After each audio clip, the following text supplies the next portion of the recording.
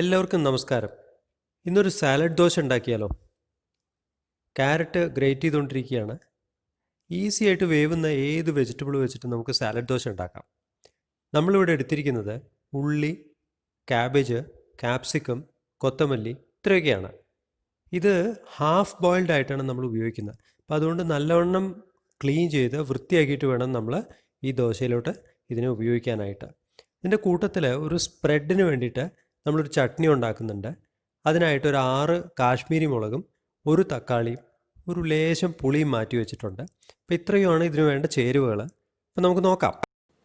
Chutney spread ഉണ്ടാക്കാനായിട്ട് ഒരു കടല വലുപ്പത്തിൽ പുളി, ഒരു തക്കാളി അരിഞ്ഞത്, 6 കാശ്മീരി മുളക്, 1/2 ടീസ്പൂൺ ഉപ്പ് ഇത്രയും ചേർത്തിട്ട് ഒരു മിക്സിയിലിട്ടിട്ട് അടിച്ചെടുക്കാം.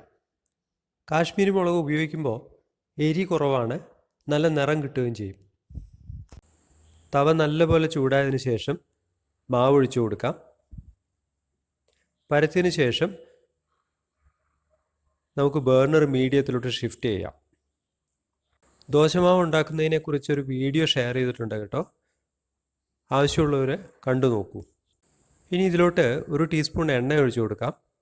എണ്ണയോ നെയ്യോ നിങ്ങളുടെ പേഴ്സണൽ പ്രിഫറൻസ് പോലെ ഒഴിച്ചു കൊടുക്കാം. അതിനുശേഷം ഉണ്ടാക്കി വെച്ചിട്ടുള്ള സ്പ്രെഡ് ഇതിൻ്റെ മുകളിൽ ഇട്ട് കൊടുക്കാം. നല്ലവണ്ണം സ്പ്രെഡ് ചെയ്ത് കൊടുത്തേക്കാം. ഇനി നമുക്ക് സെപ്പറേറ്റ് ആയിട്ട് ചട്നിയോ സാമ്പാറോ ഒന്നും ആവശ്യമില്ല, കരുതേണ്ട ആവശ്യമില്ല.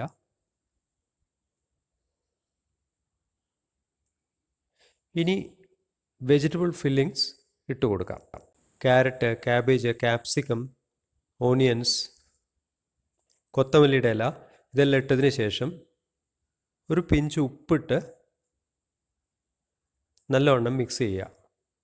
താല്പര്യമുള്ളവർക്ക് ചീസോ നൂഡിൽസോ എല്ലാം ഇട്ട് കൊടുക്കാം. നമ്മൾ സാധാരണയായിട്ട് പച്ചയായിട്ട് കഴിക്കുന്ന വെജിറ്റബിൾസാണ് ഇതിൽ ഉപയോഗിച്ചിരിക്കുന്നത്. അതുകൊണ്ട് അധികം വേവേണ്ട കാര്യമൊന്നുമില്ല. അപ്പോൾ ഇത് നല്ലവണ്ണം മിക്സ് ചെയ്തിട്ട് ഒന്ന് വേവാനായിട്ട് ഇട്ടേക്കുക. ദോശ അപ്പോഴേക്കും ശരിയായി വരട്ടെ, ബ്രൗൺ ആയിട്ട് വരട്ടെ. ഏതാണ്ട് ആയിട്ടുണ്ട്. ഇനി നമുക്കിത് മെല്ലെ റോൾ ചെയ്തെടുക്കാം.